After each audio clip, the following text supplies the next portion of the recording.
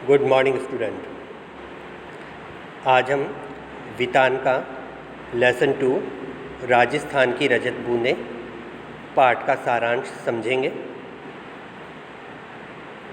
जो प्रस्तुत पाठ है इसमें लेखक ने राजस्थान के पानी के विषय में बताया है कि राजस्थान में पीने के पानी को किस प्रकार प्राप्त किया जाता है। तो प्रस्तुत पाठ राजस्थान की रजत बूंदें प्रसिद्ध पर्यावरणविद अनुपम मिश्र द्वारा रचित है, जिसमें राजस्थान की मरुभूमि में पानी के स्रोत कुएं का वर्णन किया गया है। कुएं का निर्माण राजस्थान में जल संरक्षण के लिए किया जाता है। जैसे हमारे इधर उत्तर प्रदेश साइड में क्या होते हैं, कुएं होते हैं, पानी का स्रोत कुएं होते हैं, ठीक है ना। कुएं का ही एक छोटा रूप है जिसे कुईं कहा जाता है। और ये कहाँ पर निर्मित की जाती हैं, कहाँ पर इनका निर्माण होता है? राजस्थान में निर्माण होता है। तो लेखक ने बताया है कुएं की खुदाई और चिनाई करने वाले लोगों को चेलवाजी या चिजारो कहा जाता है। यानी जो कुएं का निर्माण करते हैं जो लोग, उन लोगों को चेलवाजी या चेजारो कहा जाता है। और उनका काम चेजा कहलाता है, और यानी कुएं बनाने के काम को चेजा कहा जाता है। चेलवाजी या चेजारो कुएं के भीतर लगभग 30-35 हाथ तक खुदाई करते हैं। कुएं का व्यास बहुत ही संकरा होता है। व्यास यानी जो उसकी गोलाई होती है वो काफ़ी संकरी होती है, जिसके कारण खुदाई का काम बसौली से किया जाता है। बसौली यानी छोटी कुदाली। कुएं की गहराई में गर्मी को कम करने के लिए ऊपर खड़े लोग बीच बीच में कुएं के अंदर रेत फेंक करके करते हैं। कहने का मतलब कि कुएं में जब आदमी नीचे उतरता रहता है धीरे धीरे, तो वहाँ गर्मी बढ़ती रहती है, ज़मीन की गर्मी निकलती रहती है। तो जो ऊपर लोग खड़े रहते हैं वो लोग क्या करते हैं, थोड़ा थोड़ा रेत अंदर कुएं में डालते रहते हैं। क्यों डालते हैं? इससे क्या होता है, ताज़ी हवा जो होती है वो अंदर जाती है।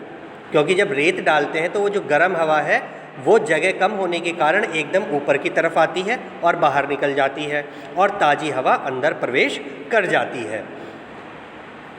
ऊपर से फेंकी जा रही रेत से बचने के लिए चेलवाजी अपने सिर पर धातु का एक बर्तन या टोपा पहन लेते हैं। जो चेलवाजी होते हैं अपने सिरों के ऊपर धातु का, जैसे कांसे का या पीतल का या लोहे का कोई बर्तन है, वो अपने सिर पर पहन लेते हैं, ताकि ऊपर से जो वो लोग रेत फेंकें उससे उनको चोट ना लगे। दूसरा, वो संकरी होती है, हो सकता है मिट्टी या कोई पत्थर ऊपर से नीचे गिरे और उनके सिर पर लग जाए, तो इसलिए वो अपने सर के बचाव के लिए उसको पहन लेते हैं। कुएं का अर्थ है छोटा सा कुआं।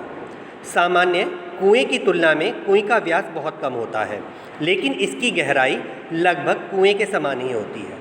गहराई में कुआं और कुएं बराबर होते हैं, जबकि उनका व्यास जो होता है वो अलग अलग होता है। कुएं का जो व्यास होता है यानी गोल घेरा होता है वो ज़्यादा बड़ा होता है, और कुएं का छोटा होता है। कुआं भूजल को पाने के लिए बनता है, पर कुएं में वर्षा जल को संग्रहित किया जाता है। हम कुएं का निर्माण क्यों करते हैं? कुएं का निर्माण इसलिए करते हैं जहाँ पर हमें दिखता है कि धरती के नीचे पानी है, वहाँ हम कुएं का निर्माण कर लेते हैं और धरती में से पानी कुएं में एकत्रित होता रहता है। जबकि कुएं का जो निर्माण होता है वो किस लिए होता है? जो बरसात का पानी है यानी वर्षा का जो जल है उसे जमा करने के लिए कुएंों का निर्माण किया जाता है राजस्थान में। मरुभूमि में रेत का विस्तार और गहराई अथाह है। वर्षा होने पर जल भूमि पर पड़ते ही रेत में समा जाता है। आपने देखा होगा कि रेत पानी को बहुत जल्दी अपने अंदर समा लेता है। यहाँ कहीं कहीं रेत की सतह के 50-60 हाथ नीचे खड़िया पत्थर की पट्टी चलती है। तो राजस्थान में कुछ क्षेत्र ऐसे हैं जहाँ पर 50 या 60 हाथ अगर हम खोदें तो वहाँ खोदने के बाद धरती के नीचे खड़िया पत्थर की एक परत चलती है, पट्टी रहती है पड़ी हुई, जहाँ वर्षा का जल रुक जाता है। जहाँ वर्षा का जल रुक जाता है, बिल्कुल नीचे नहीं जा पाता, क्योंकि वह प्रायः खारा होता है। खड़िया पट्टी वर्षा जल को गहरे खारे भूजल तक जाकर मिलने से रोकती है।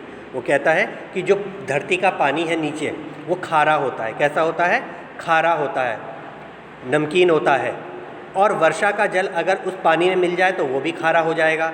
तो ये जो खड़िया पट्टी है, खड़िया पत्थर की जो पट्टी है, यह वर्षा के जल को अपने ऊपर ही रोक लेती है, धरती के जल में मिलने नहीं देती है, जिस कारण वह खारा नहीं हो पाता। क्लियर? खड़िया पट्टी वर्षा जल को गहरे खारे भूजल तक जाकर मिलने से रोकती है। ऐसी स्थिति में उस बड़े क्षेत्र में वर्षा पानी भूमि की रेतीली सतह और नीचे चल रही पथरीली पट्टी के बीच अटककर नमी की तरह फैल जाता है। मरुभूमि में रेत के कण समान रूप से बिखरे रहते हैं। पानी गिरने पर ये कण भारी हो जाते हैं पर अपनी जगह नहीं छोड़ते।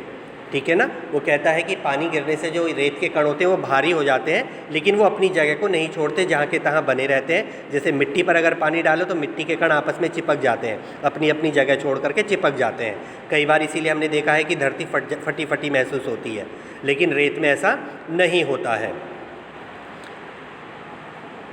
पानी गिरने पर ये कण भारी हो जाते हैं पर अपनी जगह नहीं छोड़ते। भीतर समाया वर्षा का जल भीतर ही बना रहता है। इस हिस्से में बरसी बूंद बूंद रेत में समाकर नमी में बदल जाती है। यहाँ कुएं के निर्माण से रेत में समाई नमी बूंदों में बदलकर धीरे धीरे रिसती रहती है और कुएं में पानी जमा होने लगता है। यह पानी खारे पानी के सागर में अमृत जैसा मीठा होता है। और ये पानी कैसा होता है? पीने में मीठा होता है।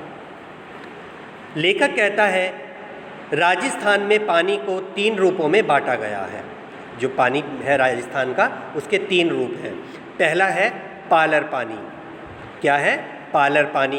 दूसरा है पाताल पानी और तीसरा है रेजाणी पानी। जो पहला है पाताल पानी, ये सीधे बरसात से मिलने वाला पानी है जो धरातल पर बहता है। इसे नदी, तालाब आदि में रोका जाता है। और जो दूसरा रूप है पानी का, पाताल पानी, यह वही भूजल है जो कुओं में से निकाला जाता है। पालर पानी और पाताल पानी के बीच का जो पानी है वो पानी का तीसरा रूप है, उसे कहते हैं रेजाणी पानी। इसी पानी को राजस्थान वाले पीते हैं। रेजाणी पानी खड़िया पट्टी के कारण पाताली पानी से अलग बना रहता है, यानी धरती के जो अंदर जल है उस जल से ये रेजाणी पानी अलग रहता है, इसलिए खारा नहीं होता। इसी रेजाणी पानी को समेटने के लिए कुएं का निर्माण किया जाता है। कुएं की खुदाई या चिनाई के काम में जरा सी चूक हो तो चेजारो या चेलवाजी के प्राण भी जा सकते हैं, यानी जो कुएं का निर्माण करते हैं। 20-25 हाथ की गहराई तक जाते जाते गर्मी बढ़ती जाती है और हवा भी कम होने लगती है। ऊपर से फेंकी जा रही रेत कुएं में काम कर रहे चेलवाजी को राहत देती है। कभी कभी कुएं बनाते समय ईंट की चिनाई से मिट्टी का रोकना संभव नहीं हो पाता। इसके लिए लकड़ी के लट्टे नीचे से ऊपर की ओर एक दूसरे में फंसाकर सीधे खड़े किए जाते हैं, फिर इन्हें चंग की रस्सी से बांधा जाता है। तो उसने बताया कि जब कुएं का निर्माण होता है तो कुएं खोद ली जाती है। जितनी कुएं खोदी जाएगी एक दिन में, पहले उसकी चिनाई कर ली जाएगी। ठीक है, ईंट से उसकी चिनाई कर देंगे। अगर ईंट से चिनाई संभव नहीं होती तो लकड़ी के फट्टे लाए जाते हैं और उन फट्टों को मिट्टी के साथ चिपकाया जाता है और फिर रस्सी के उससे बांध दिया जाता है। ठीक है, रस्सी में फंसा फंसा के गोल घेरे बना करके और उसको उसमें फिट कर दिया जाता है ताकि मिट्टी नीचे ना गिरे। इस प्रकार से कुएं का निर्माण होता है। आगे लेखक कहता है खुदाई और चिनाई का काम कर रहे चेलवाजी को मिट्टी की खूब परख रहती है। कड़िया पत्थर की पट्टी आते ही सारा काम रोक दिया जाता है और जैसे ही खुदाई खड़िया पत्थर तक पहुंचती है वहाँ पर ही क्या होता है? काम रोक दिया जाता है। उसी क्षण नीचे धार लग जाती है और चेजारो ऊपर आ जाते हैं। राजस्थानी परंपरा के अनुसार कुएं का काम पूरा होने के बाद चेलवाजी का विशेष ध्यान रखने के लिए विशेष भोज का आयोजन किया जाता है। और राजस्थान में क्या परंपरा थी? परंपरा के अनुसार क्या होता था? जो चेजारो होते थे, चेलवाजी थे, जो कुएं का निर्माण करने वाले लोग थे, उन लोगों को बहुत सम्मान दिया जाता था और कुएं का काम पूरा होने के बाद उनके लिए एक विशेष भोजन का आयोजन किया जाता था। और जब उनकी विदाई होती थी तो उन्हें तरह तरह की भेंट दी जाती थी। चेजारों के साथ गांव का संबंध अटूट हो जाता था। पूरे वर्ष के लिए, 30 त्योहारों के लिए, विवाह जैसे मंगल अवसरों पर नेक, भेंट आदि सब चेजारों को दी जाती थी। साल भर की फसल में से उनको हिस्सा भी दिया जाता था। इस प्रकार से उनको काफ़ी सम्मान दिया जाता था। लेखक कहता है लेकिन अब चेलवाजों और चेजारों को केवल मजदूरी दी जाती है। कुएं का व्यास कम होने के कारण इसे साफ रखने के लिए ढककर रखना आसान होता है।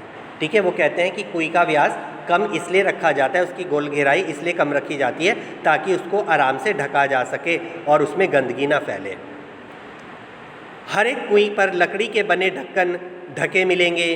कहीं कहीं खस की पट्टी के तरह घास फूस या छोटी छोटी टहनियों से बने ढक्कनों का उपयोग किया जाता है।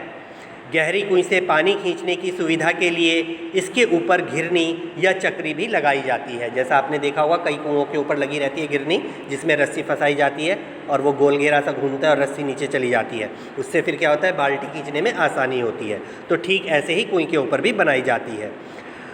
गांव में हर एक की अपनी अपनी कुएं है तथा उसे बनाने और उससे पानी लेने का हक उसका अपना होता है।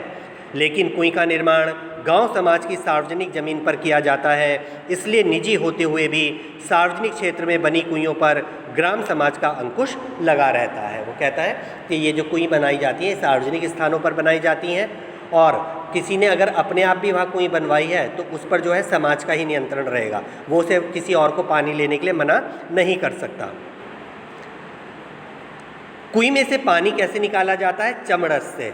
क्या होता है, एक चमड़ा होता है चौड़ा सा चौकोर टुकड़ा चमड़े का, जिसे चारों तरफ से रस्सियों से बांधा रहता है और फिर उसको कुएं के अंदर उतारा जाता है और अंदर जाने के बाद वो क्या होता है, बिल्कुल सपाट हो जाता है। ठीक है, पानी के नीचे बिल्कुल सपाट लेट जाता है और फिर जब हम रस्सी को खींचते हैं तो वो कटोरे का सा रूप धारण कर लेता है और इस तरीके से पानी ऊपर आ जाता है। उसमें से हम बाल्टी के द्वारा पानी नहीं निकाल पाते हैं कुएं में से। क्यों नहीं निकाल पाते हैं? क्योंकि उसमें बरसात का पानी आता है जो बूंद बूंद करके आता है और थोड़ा थोड़ा पानी ही इकट्ठा हो पाता है, ज़्यादा पानी इकट्ठा नहीं हो पाता। इतना पानी इकट्ठा नहीं होता कि उसमें बाल्टी डूब जाए, इसीलिए चमड़े के द्वारा बनाया गया वो चमड़स जो होता है उसके द्वारा पानी खींचा जाता है। लेखक कहता है राजस्थान में रेत के नीचे सब जगह खड़िया की पट्टी ना होने के कारण कुएं हर जगह नहीं मिलेगी। तो राजस्थान में रेत के नीचे हर जगह खड़िया पत्थर नहीं बिछा हुआ है, कहीं कहीं है, जैसे चुरू में है, बीकानेर में है, जैसलमेर में है, बाड़मेर में है। ये कुछ क्षेत्र हैं जहाँ पर खड़िया पत्थर बिछा हुआ है धरती के नीचे। इस कारण वहाँ गांव-गांव में कुइयाँ ही कुइयाँ हैं। इस प्रकार राजस्थान में कुएं खड़िया पट्टी के बल पर खारे पानी के बीच मीठा पानी देता है। और साथ में लेखक ने बताया है कि जो कुएं है उसको ढकने के कई कारण हैं, जैसे कि एक तो कुएं में पानी कम इकट्ठा हो पाता है तो उसके भाप बन के उड़ने की संभावना ज़्यादा रहती है। दूसरा, उसे इसलिए ढककर रखा जाता है कि कोई जानवर उसमें ना गिर जाए और पानी कम होता है। ठीक है, छोटी जगह होती है तो जानवर मर जाएगा तो वो सड़ जाएगा और पानी भी खराब हो जाएगा। तीसरा कि राजस्थान में आंधी आती हैं, हवाएं चलती हैं तो रेत हल्का होता है, बहुत जल्दी उड़कर कुएं में गिर जाता है। ठीक है, तो जिस कारण क्या होगा, पानी जो है वो ख़त्म हो जाएगा, रेत पानी को पी जाएगा तो पानी नहीं मिलेगा। तो ये कुछ कारण हैं जिन कारणों से कुएं को ढककर रखा जाता है। तो बच्चों, ये था हमारा पाठ राजस्थान की रजत बूंद। अगली वीडियो में अगला पाठ समझाया जाएगा।